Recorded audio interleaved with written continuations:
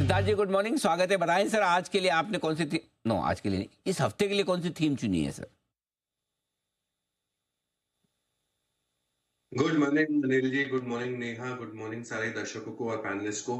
अनिल जी, माफी चाहूंगा, थोड़ा सा विलंब हो गया क्योंकि कनेक्टिविटी की थोड़े चैलेंजेस आ गए थे, जैसे अमूनन तो आते नहीं है। सेम आपके भी वो जैन साहब वाले ये चैलेंज या कोई अलग है आपके? जैन साहब का तो क्या वो बिल वो टाइम से नहीं भर पाते इस वजह से? नहीं नहीं, हमारा तो बिल सब टाइम पे भरा हुआ है, पता नहीं क्या हो गया ये। ऐसा कह सकते हैं गाड़ी इसीलिए लेट है क्योंकि विंटर का मौसम है, फॉग है, कोहरा है, तो थोड़ा सा लेट हो गया। क्या है एक्सक्यूज सुबह से? इट मीन्स अगर जैन साहब वाला इशू नहीं तो इनकी प्रॉब्लम थोड़ी बड़ी है। You have bigger problem. जी सर, बताइए इस हफ्ते की थीम। बिल्कुल है जी। इस हफ्ते की जो थीम है वो कच्चे तेल से जुड़ी हुई थीम है, क्रूड ऑयल से जुड़ी, क्योंकि क्रूड ऑयल कच्चा तेल ऊपर आया है। तो आज का जो थीम है वो है rise of energy. Rise of energy कच्चे तेल से जुड़ी थीम है। ऑयल एंड गैस कंपनियों का, रिफाइनिंग कंपनियां जो है इससे जुड़ी हुई जो भी कंपनियां हैं वो लेके आया हूं आज राइज ऑफ एनर्जी।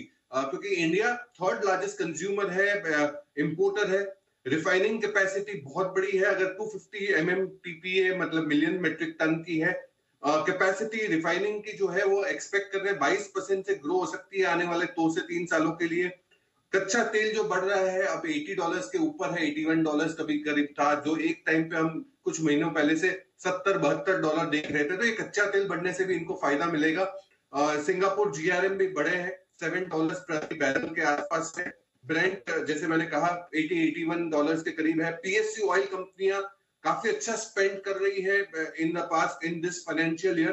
अगर अमाउंट बताऊं तो 97,000 करोड़ का केपेक्स कर चुकी है अप्रैल से नवंबर में। और भारत की जितने भी कंपनियां हैं, PSU कंपनियां, इनके कॉन्ट्रैक्ट्स में रिन्यूअल हो रहे हैं रिफाइनिंग में। तो ये भी एक पॉजिटिव है। तो आज का जो थीम है वो ऑयल एंड गैस रिफाइनिंग कंपनियों से है, राइज ऑफ एनर्जी। ओके, तो ये है तेल कंपनियों पर आज की थीम आधारित, और देखते हैं क्या कुछ इस थीम में बढ़िया स्टॉक आपके लिए आ सकते हैं। एक शानदार पोर्टफोलियो बनेगा और उस पोर्टफोलियो को देखने के बाद मैं भी सोचूंगा कि कितना समर्थन सिद्धार्थ जी को दिया जाए। पहले आइए देखते हैं, सिद्धार्थ जी बताएं सर। देखिए अनिल जी, PSU कंपनियां थोड़ी ज्यादा है, 2 कंपनियां PSU है, 3 कंपनियां इनफैक्ट PSU है। सबसे पहली कंपनी होगी ONGC जिसका टारगेट आपको रखना है 405 का, 405 का। अक्टूबर 2023 से हम रेकमेंड करते आ रहे हैं with disclaimer, of course one of the biggest exploration and production of crude oil. 55 से 65% देश का जो उत्पादन कच्चे तेल का है वो ONGC करती है। नंबर्स की बात करें तो रिटर्न ऑन इक्विटी करीबन 17% के करीब, 3 साल के ग्रोथ 24% के करीब। और क्रूड ऑयल का जो बाउंस बैक है इसका GRM इंप्रूव कर सकता है। सारे ही 26 वेल्स इनके फुल फ्लेजेड प्रोडक्शन पे आ जाएंगे FY25 में। 11% वॉल्यूम्स आ सकते हैं, टोटल प्रोडक्शन बहुत बेहतर हो सकते हैं। नेचुरल गैस का भी रियलाइजेशन बेहतर हो सकते हैं इनके वेल्स से। करीबन 36,000 करोड़ का केपेक्स का प्लान है FY25-26 में, तो ये भी बहुत बेहतरीन है। दूसरी कंपनी ऑयल इंडिया, जिसका टिकर है ऑयल, OIL, जिसका टारगेट आपको रखना है 644 का, अक्टूबर 2023। ये भी तभी से हम विद डिस्क्लेमर फंडामेंटली रेकमेंड करते आ रहे हैं। 3 ईयर का CAGR ग्रोथ 21% का।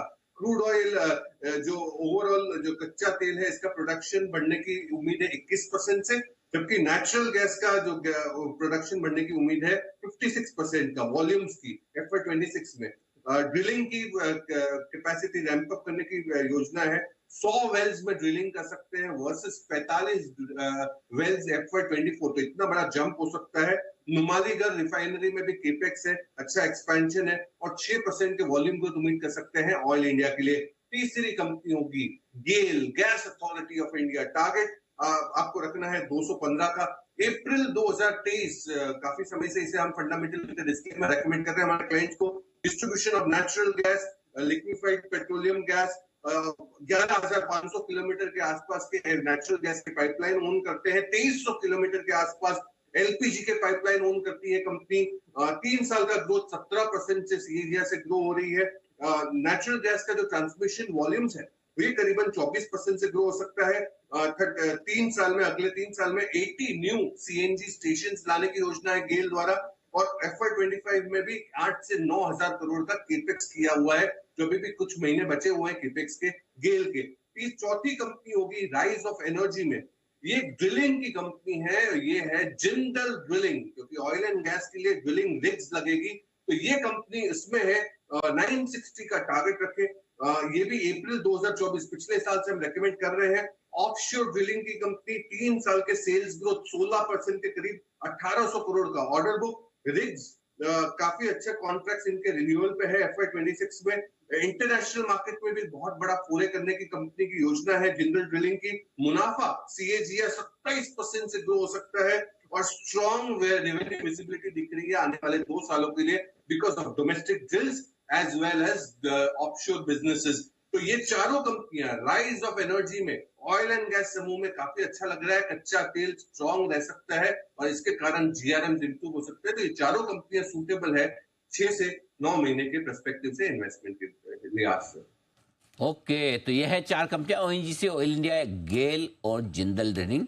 यहाँ पर खरीदारी करने की राय आपके लिए सिद्धार्थ जी की तरफ से पोर्टफोलियो बनाकर ये आपके लिए आती दिख रही है। आज की थीम का नाम दिया है सिद्धार्थ जी ने rise of energy basket. Okay, ये है आपके लिए बेहतरीन थीम। धन्यवाद सिद्धार्थ जी इस बेहतरीन थीम के लिए। आइए बंगा साहब हमारे साथ कार्यक्रम में हो चुके हैं शामिल और उनका